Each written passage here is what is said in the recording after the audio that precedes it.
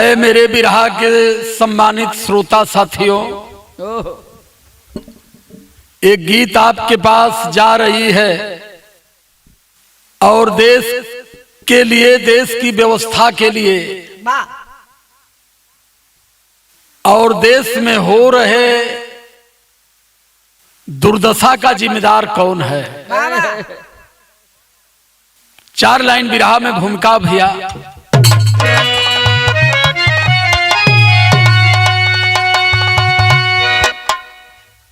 पश्चिमे जिनके क्रांति की चिनगारियां,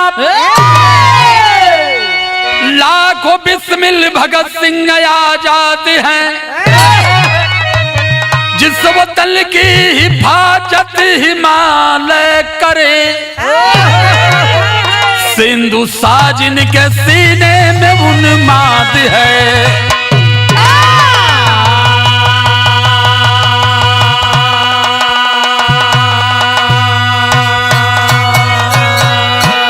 उस तिरंगे की सौगंध ललकारती, हम मरेंगे मिटेंगे वतन के लिए।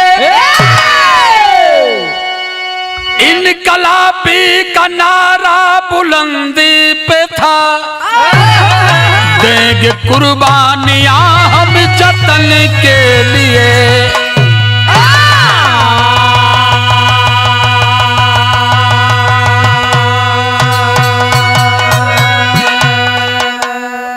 इनकलाबी का नारा बुलंदी पर था, देंगे कुर्बानियां हम जतन के लिए। ये आवाज भारत के गरीब किसान के उन नौजवान बेटों की है जो तमंचा लेकर के सरहदे हिंद पर भारत की हिफाजत कर रहे हैं। यही जन एक लाइन टुकड़ा है का हो।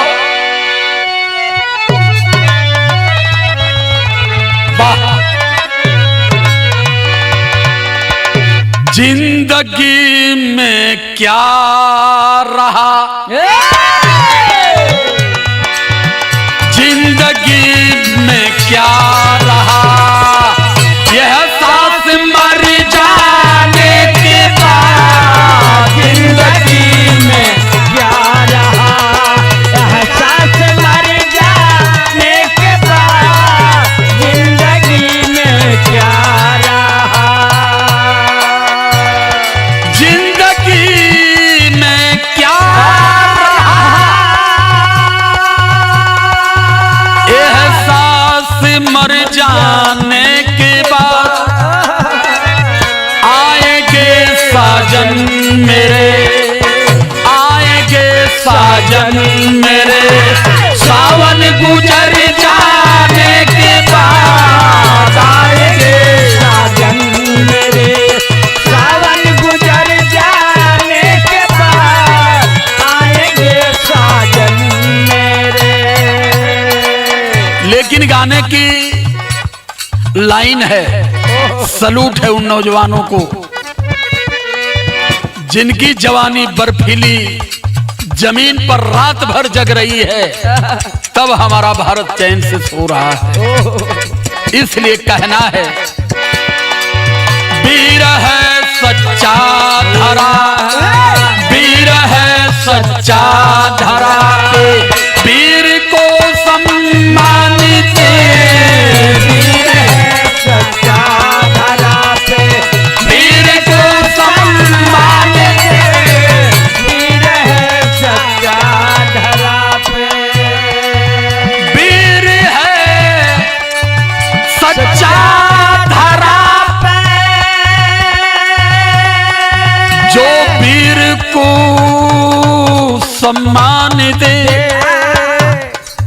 नाम होता है उसी का, नाम होता है उसी का, जो वतन पे जान दे। नाम होता है उसी का, जो वतन पे जान दे। नाम होता है उसी का। तिरंगा देश का संदेश ये फैलाता है। एक हरियाली शांति क्रांति को जगाता है। हमारा जीवन उस तिरंगे के है नाम लिखा, पूरे इतिहास में तिरंगे को सलाम लिखा। एकता हिंद की तिरंगे में झलकती है, एकता हिंद की तिरंगे में झलकती है। नजर उठाने वालों की नजर निकलती है। प्रांत पंजाब में आतंक को अलगाव हुआ, असम प्रांत में उल्फाओं का तनाव हुआ। तमाम घटनाएं क्रमशः सन 84 के बाद देश में हो रही। पहली घटना पंजाब में हुई 3 जून को, जो भिंडर वाले के नाम से जाना जाता था। पंजाब में एक अलगाववादी संगठन बनाया, भारत से पंजाब को अलग करने का षड्यंत्र बना रहा था।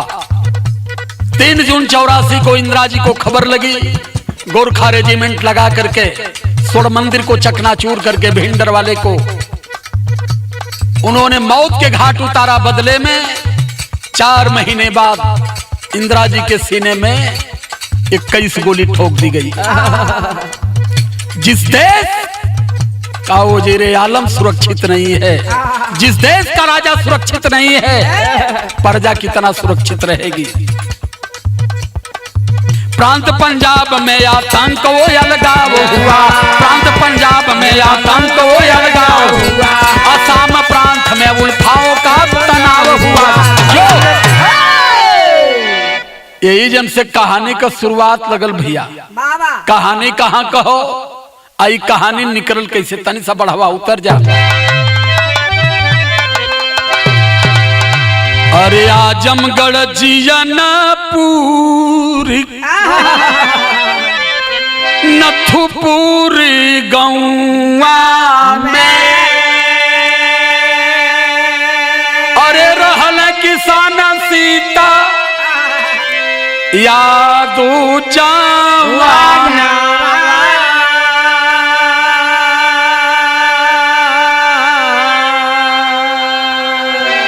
तीन गो बिटिया वने में विधना मगन भैया।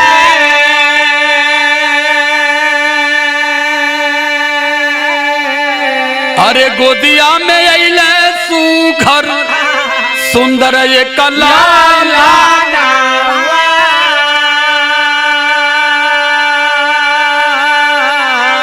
अरे लाल के पढ़ावे लगल दूधवा के बेची बेची।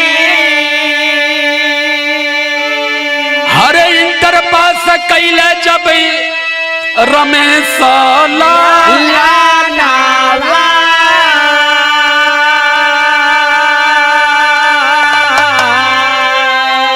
1997 में आर्मी में भर्ती भई।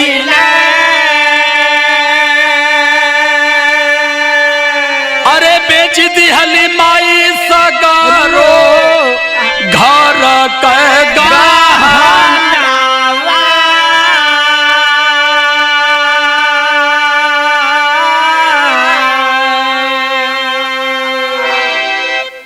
आए भैया।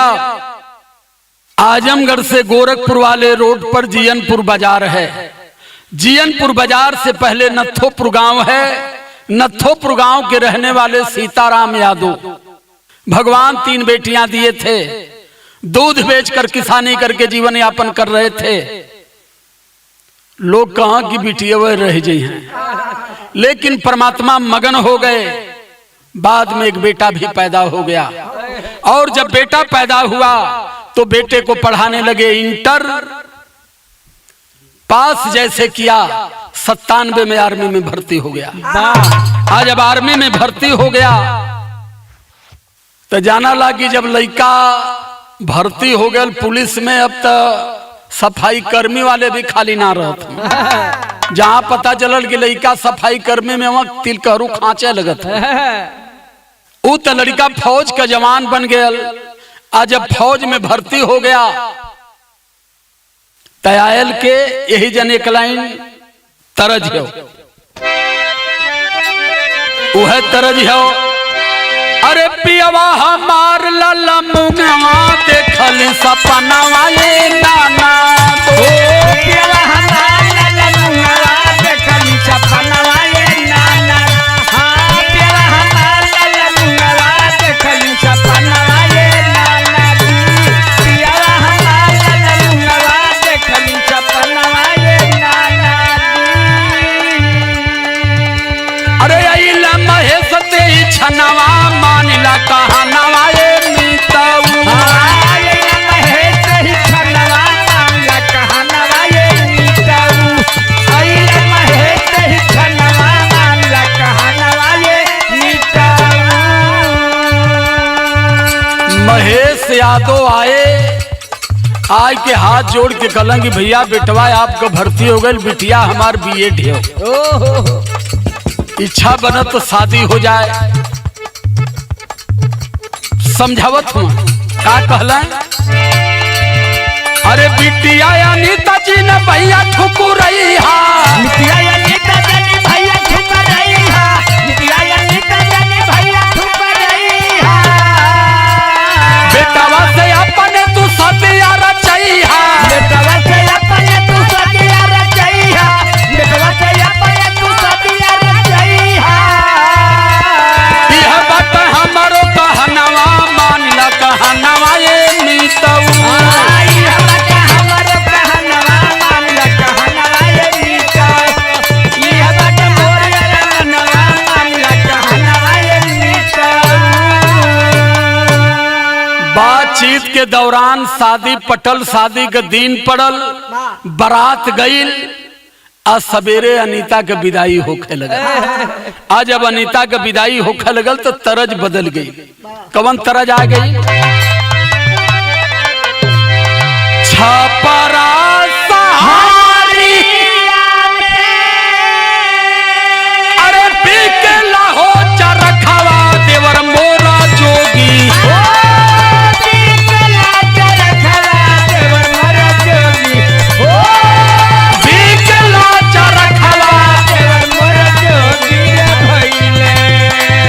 चरखा हो मंगादा लहरे दार देवर मोरा जोगी हो भैला, चरखा हो मंगादा लहरे दार देवर मोरा जोगी भैला, चरखा हो मंगादा लहरे दार देवर मोरा जोगी भैला।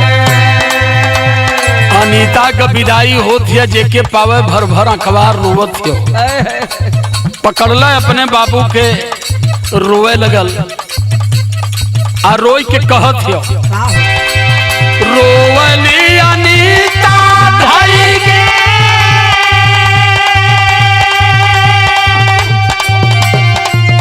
बाबू का चरणवा हमारे बाबू जी, बाबू का चरणवा हमारे बाबू, बाबू का चरणवा हमारे बाबू जी। छूटत बाटी गोदिया हो तू हमारे बाबूजी, छूटत बाटी गोदिया हो तू हमारे बाबू जी, छूटत बाटी गोदिया हो तुहार हमारे बाबू जी। रोवत है कि बाबू आपका आंगन छूटत हो। समझाओ तो सब लोग की बिटिया तुहार तकदीर सोने के कलम से लिखल है, बहुत बढ़िया घर में जात हो, लेकिन लिखे के पड़ल गीत के लाइन में, बिटिया नाथ जानी जानी बिसरैया ए बाबू, बिटिया नाथ जानी जानी बिसरैया हो, बिटिया नाथ जानी जान बिसरैया ए बाबू। जोगिया के भेसावा में फेरिया लगैया ए,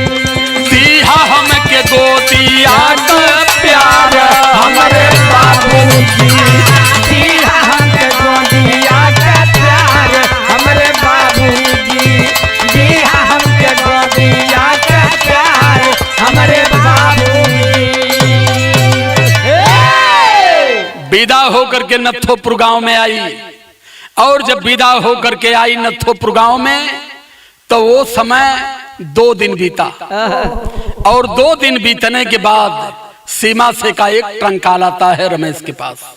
क्या आया? यही जन गीत है कि झूलनी मोरी गढ़ी दे रे सोना,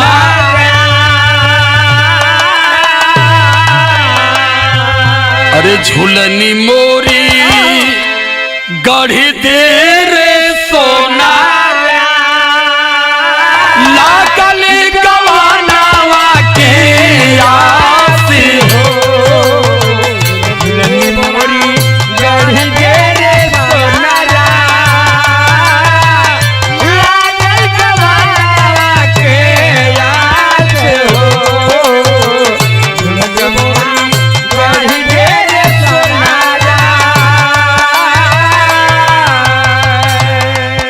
लेकिन टंकाल आया और टंकाल में संदेश आया। क्या संदेश आया? हो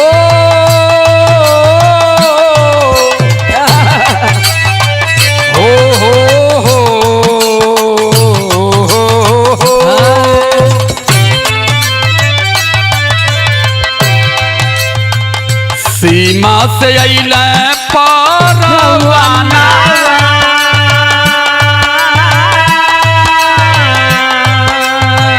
सीमा से अइले परवाना, आगिया में जारे लाया शाम हो, सीमा से अइले परवाना,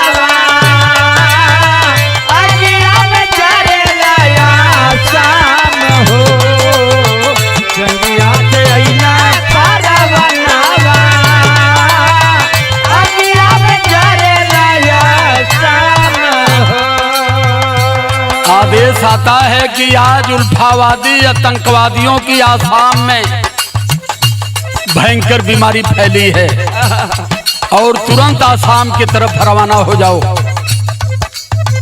पत्र पाके जल्दी अइहा सुनाए जवानावा, पत्र पाके जल्दी अइहा सुनाए जवानावा, पत्र पाके जल्दी अइहा सुनाए जवानावा। सीमा पर गोलीबारी कर बेईमानवा, सीमा पर गोलीबारी कर बेईमानवा, सीमा पर गोलीबारी कर बेईमानवा। आदेश आता है कि इधर टाइगर हिल का युद्ध शुरू है। टाइगर हिल में लड़ाई शुरू है। सियाचिन, लद्दाख, जितनी खाड़ी सीमाएं हैं सारे जवानों को लगाया जा रहा है, और इसी बीच आसाम में उल्फावादियों का तनाव शुरू है। ये बटालियन 563 नंबर की बटालियन को आसाम की तरफ भेजा जा रहा है, और तुम्हारी छुट्टी निरस्त, तुम भी पहुंचो आसाम। मानी जा कहनावा ये लाला,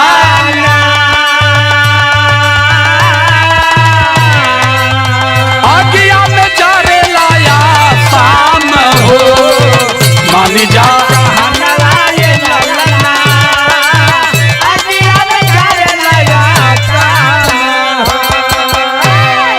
टंकाल मिला, तुरंत जवान तैयार हुआ।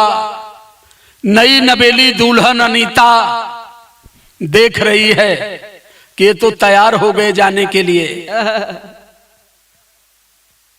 जाय के पैर छुअला बड़ी शालीनता से, आंचर से पैर छूती है। धन हो गई स्वामी मैं, आप जैसा वतन का प्रहरी मेरे मांग का श्रृंगार है।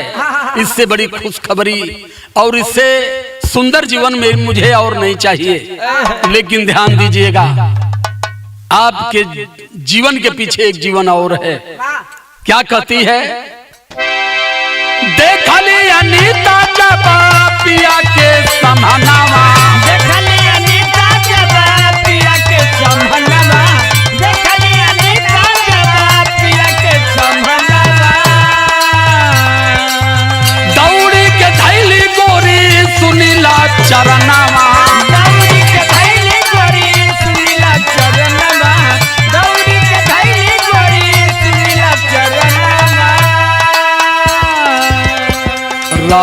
जसी हमारो सजाना अरे अगिया में चरेला आसाम हो। ओ समय बाबू विदा हो करके निकले, आसाम पहुंचे। नहीं कहना चाहता हूं लेकिन कहने बिना रह भी नहीं पा रहा हूं। 97 की भर्ती थी जब माननीय नेताजी श्री मुलायम सिंह यादव रक्षा मंत्री थे, और जब कारगिल का युद्ध होता है तो उस समय भारत के पीएम थे अटल बिहारी वाजपेयी जी। उन्होंने तुरंत इंडियन आर्मी चीफ को बुलाया और कहा 97 में जितनी भर्ती पूर्वांचल के लड़कों की है सबकी सूची निकालो। आजमगढ़, बलिया, मऊ, बनारस, बरेली, सुल्तानपुर, बस्ती, सिद्धार्थनगर, संत कबीर नगर, 4, 6, 10 जनपदों में लगभग 2 से 2,500 बच्चे भर्ती थे। अभी नई ट्रेनिंग हुई थी। सारे बच्चों को उठा करके ठेल दिया पहाड़ियों में और सारे बच्चे मार दिए गए। उसी में भर्ती में रमेश भी हुआ था, लेकिन ड्यूटी जब लगी उसकी आसाम में जंगल में, जहां उल्फावादी अपना अड्डा बनाए हुए थे, पहुंचता है। एक ठे गीत लगल है जन बाबू, वह हो चला कि निबिया का पेड़ जाने काटा ये बाबा, जहवा चिरैयन के बसे।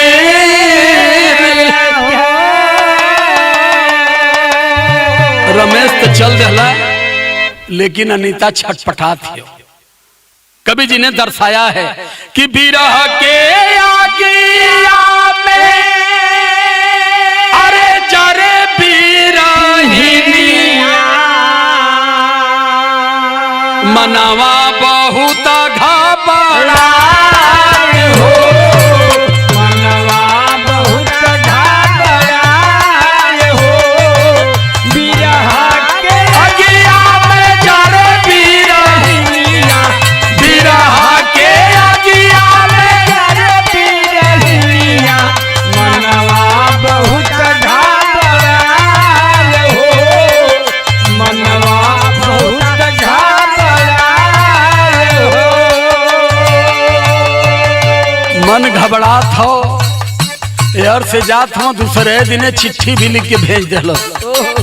आ चिट्ठी जब लिख के भेज दिलस तो चिट्ठी में का लिखलस, रैहा बचाई सैया अपनी जीवनिया, रैहा बचाई सैया अपना जीवनिया, रैहा बचाई सैया अपना जीवनिया।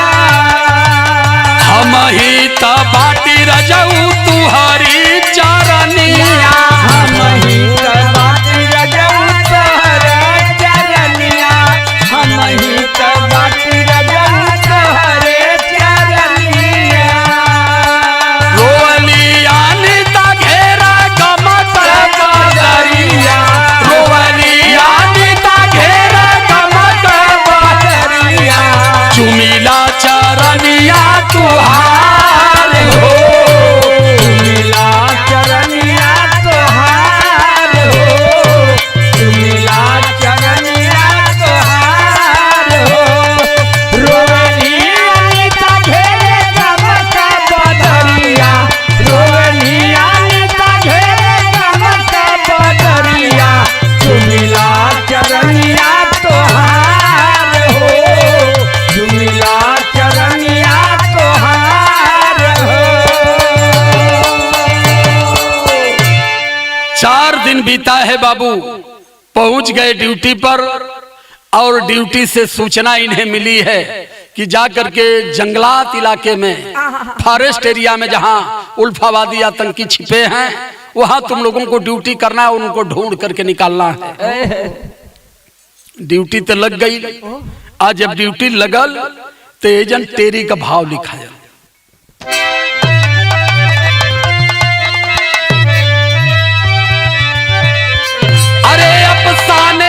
लहू की लालिमा, अरे अफसाने में लहू की लालिमा, सर पे बांध कफन ये चला के सरिया बाने। जय हो।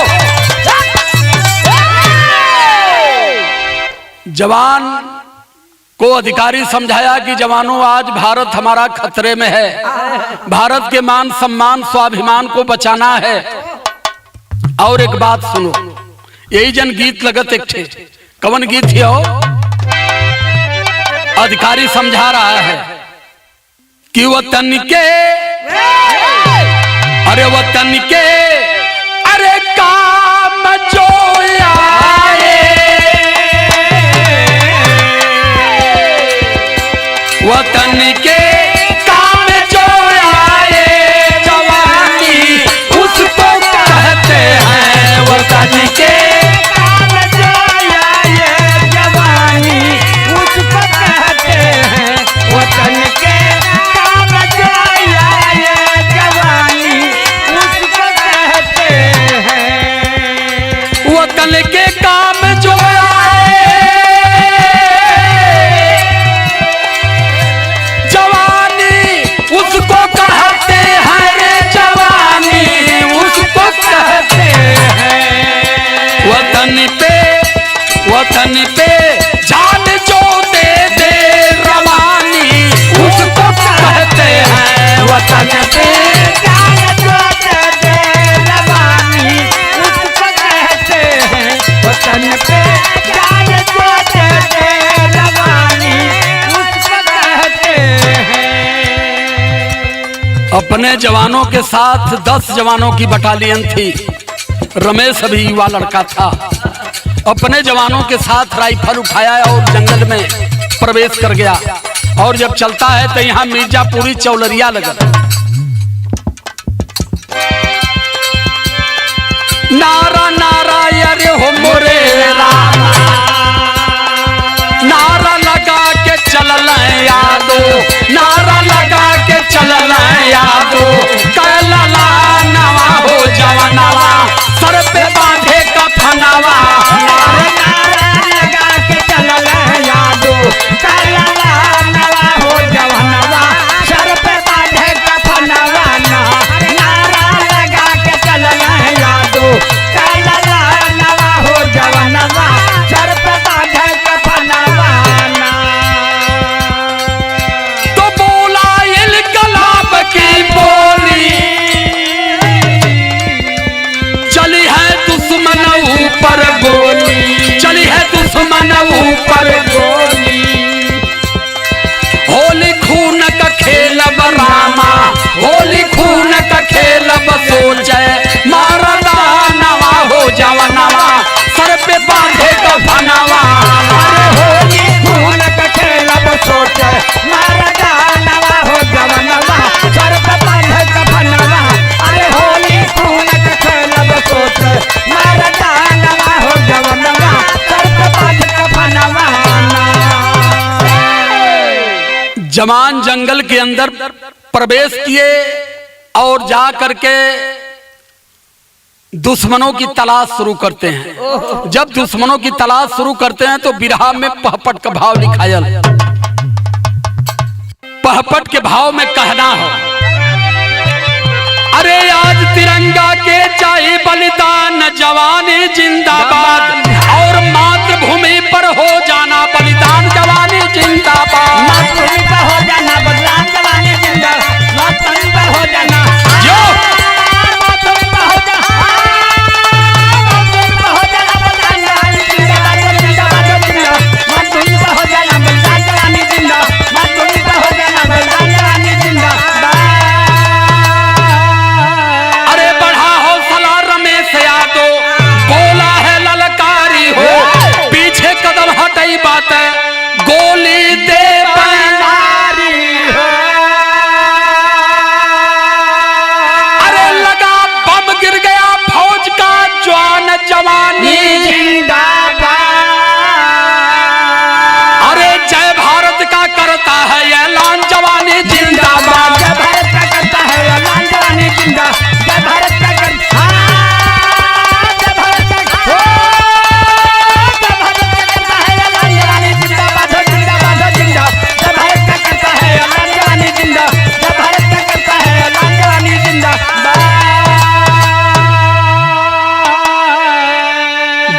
आगे बढ़े, गोलियां शुरू हुई। आज तैसे ही सनसनाता हुआ एक रासायनिक बम आकर के रमेश के आगे फटता है और पूरी शरीर में आग लग गई। तड़प तड़प कर जवान उस जंगल में जलने लगा और देखते ही देखते धरती माँ की गोद में समा जाता है। जब समा गया तो बिरहा में आल्हा की लाइन लिखाई कि देश के करानावा बूझल फौजी कह दिया नवा बाबू। देश के करनवा बूझल फौज कह दिया नवा बाबू। देश के करनवा बूझल फौज कह दिया नवा बाबू। बूझ के वतनवा बिचवा कैला ऊजिया।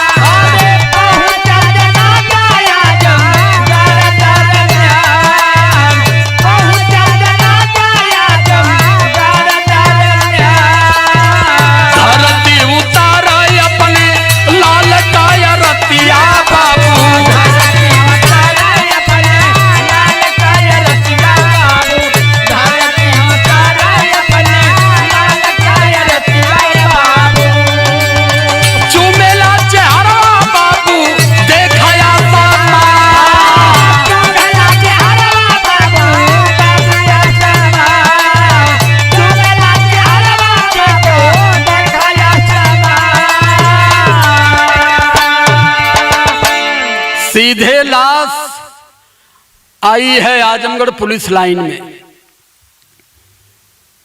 और आजमगढ़ के सभी संभ्रांत नागरिक सुबह पुलिस लाइन में जुट गए और पुलिस लाइन में जुटने के बाद सबसे पहले सलूट देने के लिए पूर्व मुख्यमंत्री माननीय राम नरेश यादव जी पहुंचते हैं। छलक गई आंख और कितने लोग उस जवान की लाश को लेकर के आजमगढ़ पुलिस लाइन से नत्थोपुर के लिए रवाना होते हैं। सदर में लाइन है, आल्हा का सदर हो।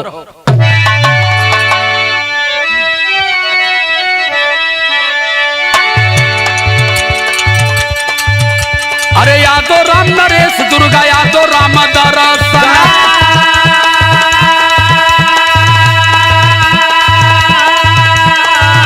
अरे चंद्रजीत यादव दारा सिंह चौहान।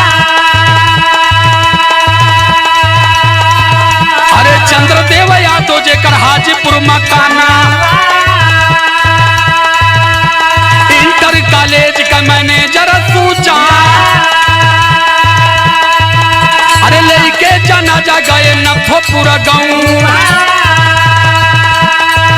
अरे टोकवा में डूब गए सारा संसार। अरे टोकवा में डूब गए पूरा परिवार। अरे माई पौरहिया गिरल धरती पर। बाबू सीताराम चुमलाल का लीला।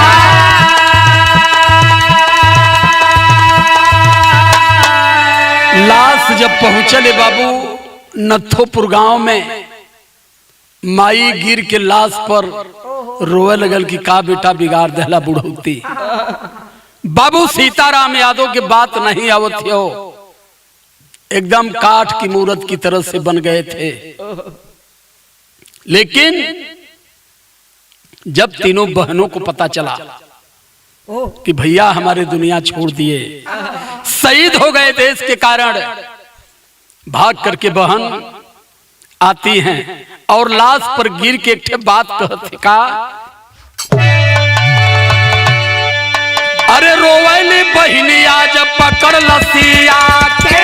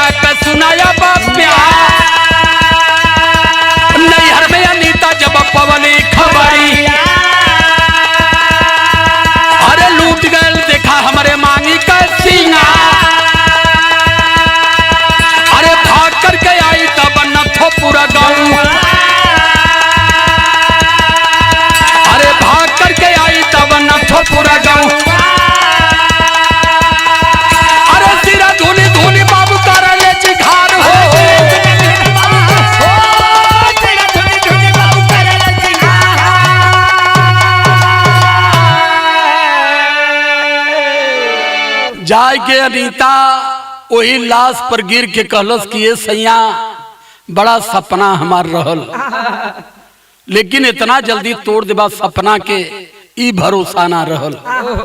लाश पर गिर के एक ठे बात कहत हो, आखिरी लाइन हो, अरे माहुर भइले जीवन का दीवाली सजना, अरे माहुर भइले जीवन का दीवाली सजना, सपना हो गइली से नूरावा का लाली सजना, सपना हो गई से नूरावा का लाली सजना, सपना हो गई से लाली सजना हो लाली सजना हो लाली सजना, सपना हो गई से सपना हो गई से नूरावा का लाली सजना। कहे को हनैला सैया बोलता बचनिया, अब के जलाई यही भारत में रोशनिया,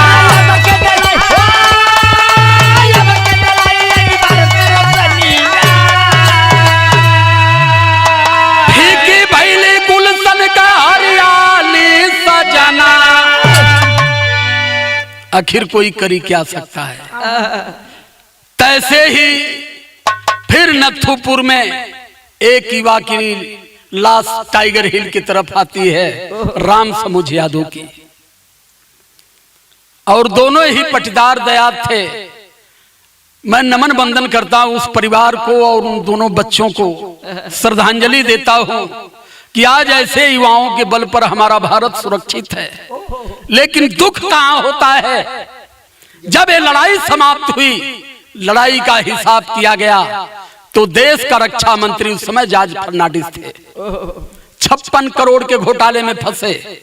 घोटाला किसमें किए? जो जवानों की लाश को लाने के लिए ताबूत बनाए गए थे और जो जवानों की लाश को ढकने के लिए तिरंगा कफन लाया गया था, हमारे देश का मंत्री जवानों की कफन के साथ भी घूसखोरी किया और ये नए भारत का सपना दिखाते हैं। और ये भोली भाली जनता हमारी इनके पीछे भेड़ की तरह सपना देखती है जाकर के। इसलिए आप सभी लोगों को आगाह कर रहा हूं, आ रही है समय सामने, इस बार इन्हें सत्ता से मुक्त करिएगा। पूरा भारत बीजेपी मुक्त होना चाहिए। अगर पूरा भारत बीजेपी मुक्त नहीं हुआ तो मैं जानता हूं कि अब देश की तहजीब बचने वाली नहीं है। आखिरी लाइन है, कहना है, गुरु बिहारी गुरुपत्तू कहे धन देश का जवान, सरजू ग्वाल कहे शिव मूरत के गाने में मुस्कान हो।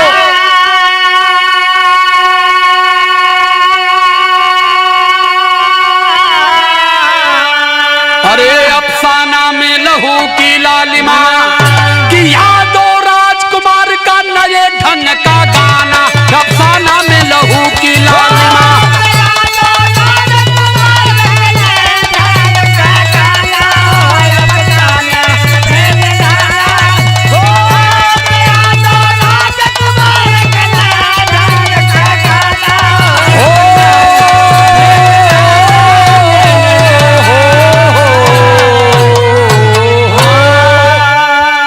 सादर जय भीम, नमो बुद्धाय।